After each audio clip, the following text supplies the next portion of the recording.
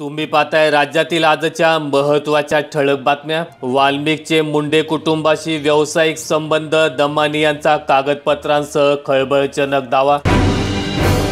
मनोज जरांगेंविरोधात पाथर्डीत गुन्हा दाखल, मंत्री धनंजय मुंडे यांच्या विरोधात आक्षेपार्ह वक्तव्य।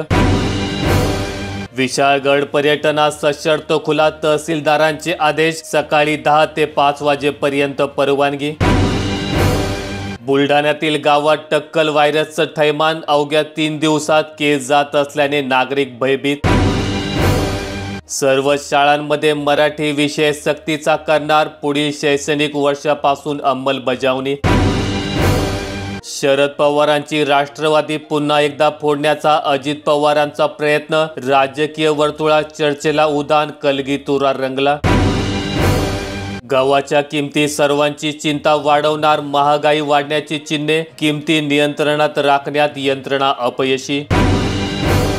वाल्मिक कराडवर 14 गुन्हे, तरीही लाडकी बहीणचा अध्यक्ष मुंडेंची शिफारस, परळी समितीच्या पदावर अजूनही कायम।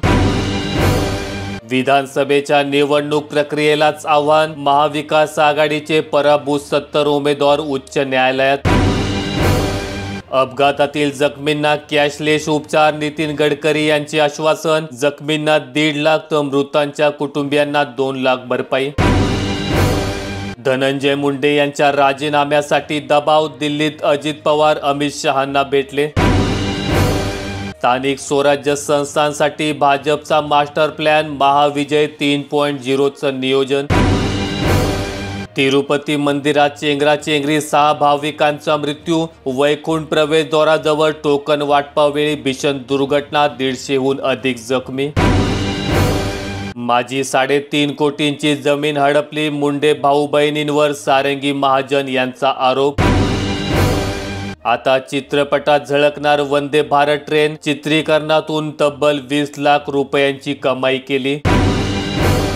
शासकीय रुग्णालयात दर्जेदार सेवा द्या, मुख्यमंत्री फडणवीसांची ग्वाही, भेसळ रोखण्यासाठी काटेकोर उपाययोजना करण्याचे आदेश। माहिती आवडल्यास व्हिडिओला लाईक करून दररोजच्या बातम्या पाहण्यासाठी चॅनल सबस्क्राइब करा। धन्यवाद।